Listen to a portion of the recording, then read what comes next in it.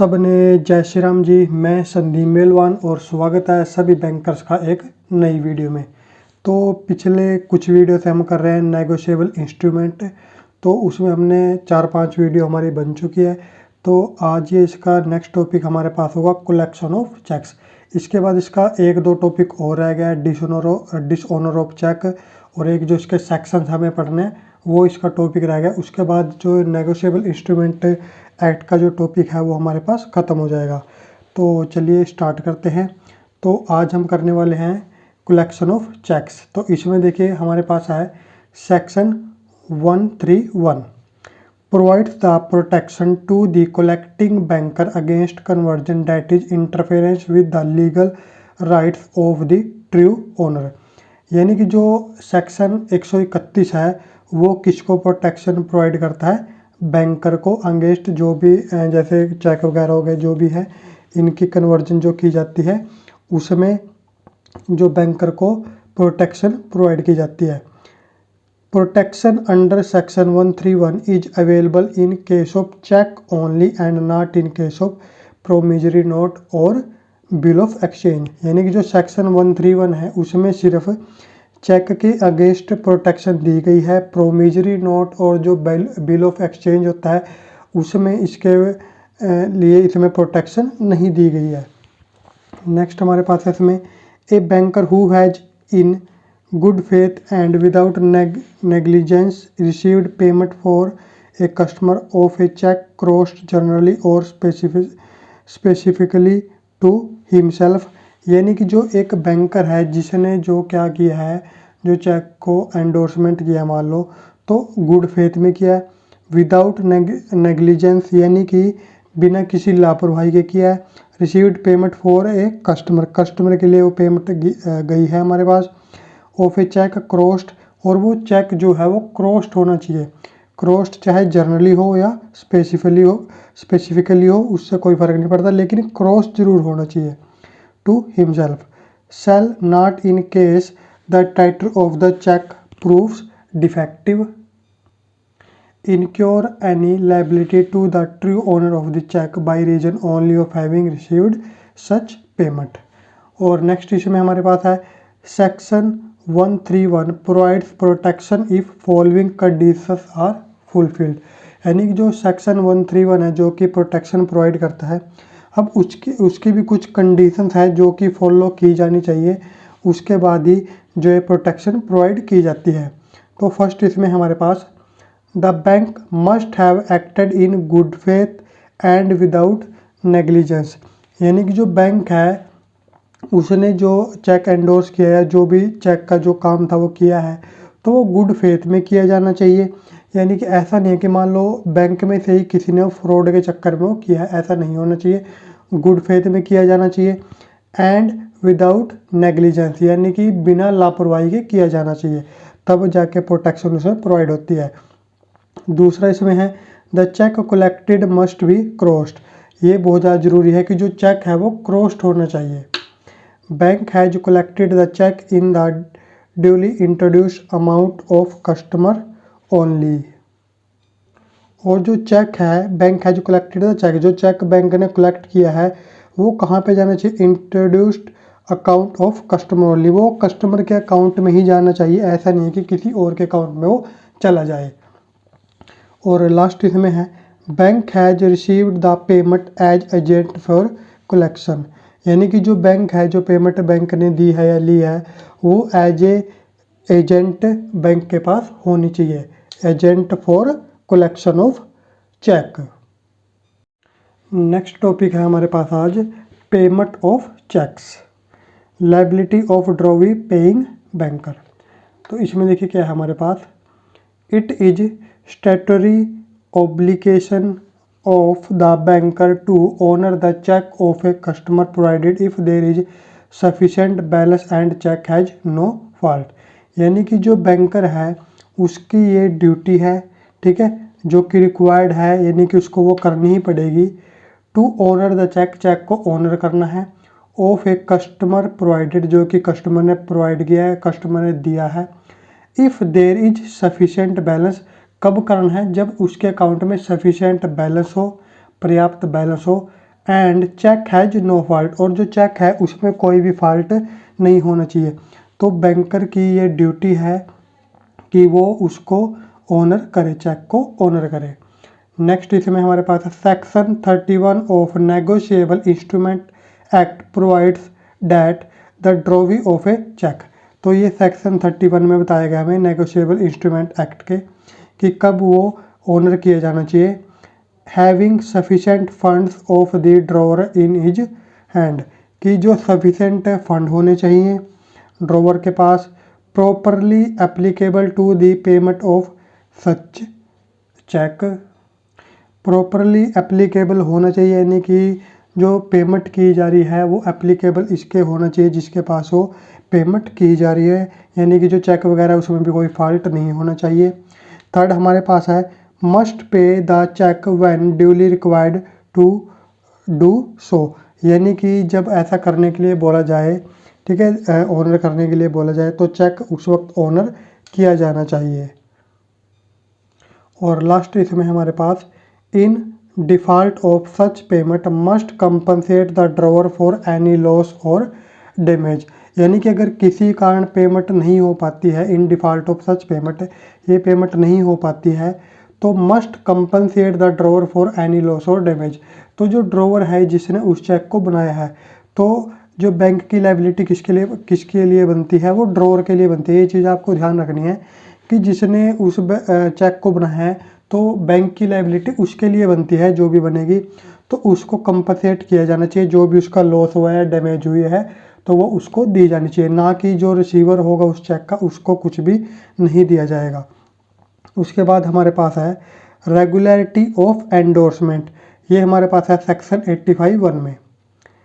Paying banker's liability is to ensure the regularity of endorsement and is not to concern with genuineness of endorsement, यानी कि जो paying banker है, जो पे करेगा उस चेक को, उसकी लाइबिलिटी क्या है, banker's liability is to ensure the regularity of endorsement, यानी कि जो उसको एंडोर्समेंट करनी है चेक की, तो उसको ये उसकी लाइबिलिटी के अंदर नहीं आता कि उसके आएगा क्या, देखिए उसके पास to ensure the regularity of endorsement, यानी कि उसकी लाइबिलिटी के अंदर क्या आएगा कि जो उसकी रेगुलरिटी है, ठीक है, वो उसको चेक करनी पड़ेगी, यानी कि वो जो एंडोर्समेंट करनी है वो ठीक है या नहीं है।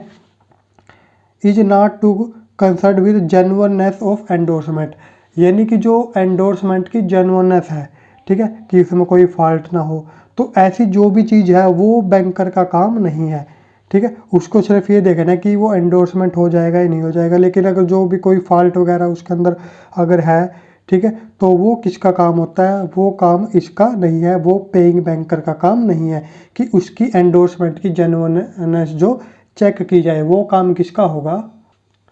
The genuineness of endorsement is the liability of collecting banker, जिस पर्सन ने, जिस बैंकर ने उसको कलेक्ट किया है चेक को, ये उसकी लाइबिलिटी है कि वो उसको जेन्युइननेस उसकी चेक करेगी, ये चेक ठीक है या नहीं है, बिल्कुल ठीक है या नहीं है, तो ये काम उसको होता है कि वो उसकी जो जेन्युइननेस को चेक करे।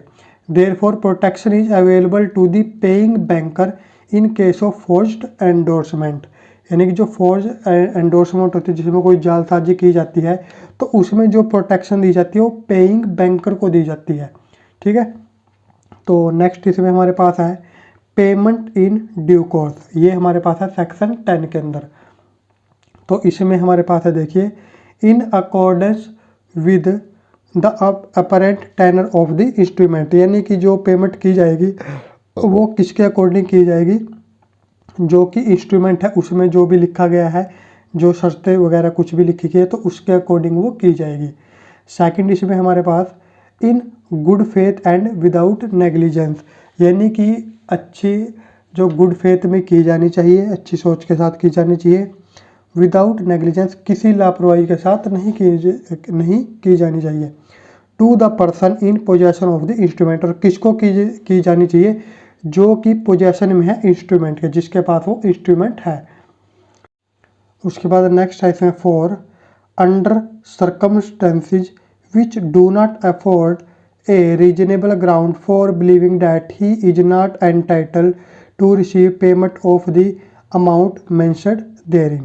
यानी कि क्या सर्कमटेंसेज होने चाहिए कि मान लो बैंकर को ये नहीं पता है कि जो पेमेंट की जा रही है वो पेमेंट उसको प्राप्त होगी या नहीं होगी। Believing that he is not entitled to receive payment of the amount mentioned therein. यानी कि ऐसा नहीं है कि अगर बैंक को ये पता चल जाता है, बैंकर को ये पता चल जाता है कि ये पेमेंट उसको नहीं की जानी चाहिए, तब वो उसको वो पेमेंट नहीं करनी है। यानी कि अगर उसको ऐसा कोई बिलीव नहीं है, ऐसा बिलीव है कि ऐसे ये बिल्कुल ठीक है, ये पेमेंट की जानी चाहिए, तो वो पेमेंट की जानी चाहिए। उसके बाद लास्ट इसमें है payment made be in money only. जो पेमेंट की जाएगी वो कैश में की जानी चाहिए, पैसे में की जानी चाहिए। नेक्स्ट है हमारे पास व्हेन बैंक शुड नॉट पे। यानी कि वो कौन सा केस होता है कि जिसमें बैंक को पे नहीं करना होता, यानी कि वो जो पेमेंट है वो रोक सकता है। फर्स्ट है हमारे पास डेथ ऑफ द ड्रॉवर।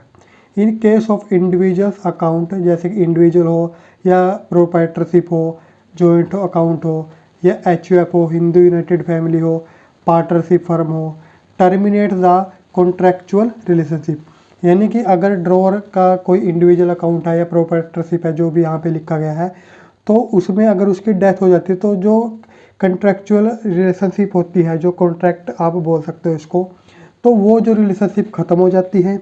तो इसलिए अगर बैंक को पता चल जाता है कि मान लो किसी ने आपको चेक दिया है और बैंक को पता चल जाता है कि उसकी डेथ हो गई है, तो जो बैंक है उस पेमेंट को रोक सकता है। यानी कि रोक सकता नहीं, उसको रोकना ही होगा। यानी कि अगर उसे पता चल जाता है कि उसकी डेथ हो गई है तो वो उसको वो पेमेंट, बैंक को वो पेमेंट नहीं करनी है। तो ये चीज़ आपको ध्यान रखनी है। उसके बाद नेक्स्ट है हमारे पास company in liquidation. The balance lying with the bank vest with the official liquidator. यानी कि अगर जो कंपनी क्या है मान लियो वो दिवालिया हो जाए, ठीक है, तो उस केस में भी जो पेमेंट होती है वो रोक दी जाती है। Insane customer, the insanity terminate the contractual capacity. कि इनसेन कस्टमर क्या है, यानी कि अगर कोई कस्टमर मान लो पागल हो जाता है, वो अपना विवेक खो देता है, उसको नहीं समझ में कुछ रहता, तो उस केस में भी जो बैंक है वो पेमेंट उस चेक की जो भी है उसकी रोक सकता है। नेक्स्ट हमारे पास insolvent drawers, where a customer is adjudged insolvent, the balance in the account is vested with official receiver assignee, hence bank should stop the operations in the account। यानी कि कोई जो ड्रॉवर है मान लो वो दिवालिया हो जाता है, ठीक है, तो उस केस में भी जो उसके जो पेमेंट होती है the balance in the account is wasted with the official receiver और असाइनी। यानी कि जो उसका जो बैलेंस होगा वो किसके पास चला जाता है, जो कि उसका ऑफिशियल रिसीवर होता है। तो उस केस में भी जो बैंक है उस पेमेंट को रोक देता है। Countermanding on receipt of valid stop payment instructions from the drawer. यानी कि अगर कोई ड्रॉवर है जिसने मान लो चेक बनाया था, तो अगर वो आपको रिसिप्ट दे देता है, राइटिंग में लिख के दे देता है कि जो ये पेमेंट है इस चेक की मान लो, तो वो नहीं करनी है, तो उस केस में भी जो बैंक है उस पेमेंट को रोक देता है। उसके बाद लास्ट में हमारे पास है कुछ अदर्स केस है इसमें जिनमें कि पेमेंट रोक दी जाती है। When cheque is post dated, यानी कि जब चेक पोस्ट डेटेड हो जाता है। पोस्ट डेटेड क्या है ये आप सभी को पता होगा, तो आपको कमेंट बॉक्स में बताना है कि पोस्ट डेटेड चेक क्या होता है। बैंक हैज इनसफिशेंट फंड्स, यानी कि जो बैंक के पास जो यानी कि जिसने ड्रॉवर है जो उसके अकाउंट में इनसफिशेंट फंड हो। Cheque is of doubtful legality, यानी कि जो चेक है उसके ऊपर उसकी जो लीगैलिटी है, लीगल है या नहीं है, उसके ऊपर डाउट हो बैंक को, तो उस केस में भी रोक सकते हैं। Funds in the hands of the bank are not properly applicable to the payment, यानी कि जो बैंक के पास जो फंड है वो एप्लीकेबल नहीं होते, वो प्रॉपर नहीं है, पूरे नहीं है पेमेंट करने के लिए। चेक इज इर्रेगुलर एम्बिगस, यानी कि जो चेक भी जो है वो इर्रेगुलर होगा अगर। मटेरियली अल्ट्रेशन, यानी कि उस पर कोई कटिंग हुई है, जो कुछ मान लो पहले लिख दिया था फिर वो काट दिया है, तो यानी कि अगर मटेरियल अल्ट्रेशन हुई है उस पर तब भी जो पेमेंट रोकी जा सकती है। And cheque has become stale, यानी कि जो चेक स्टेल का मतलब क्या होता है, बस, यानी कि अगर चेक ख़त्म हो चुका है तब भी उसकी जो पेमेंट है वो रोकी जा सकती है। तो ये थे हमारे पास आज के 2-3 टॉपिक। इसके बाद जो नेगोशिएबल इंस्ट्रूमेंट है, इसके 2 टॉपिक और रहते हैं हमारे पास, उसके बाद ये ख़त्म हो जाएगा। और उसके बाद इसके जो जितने टॉपिक हमने किए हैं और उसके अगर मॉक टेस्ट नहीं आया है तो उनकी मॉक टेस्ट की वीडियो भी जल्दी डलेगी। तो इस वीडियो में इतना ही, मिलेंगे नेक्स्ट वीडियो में। सबको जय श्री राम।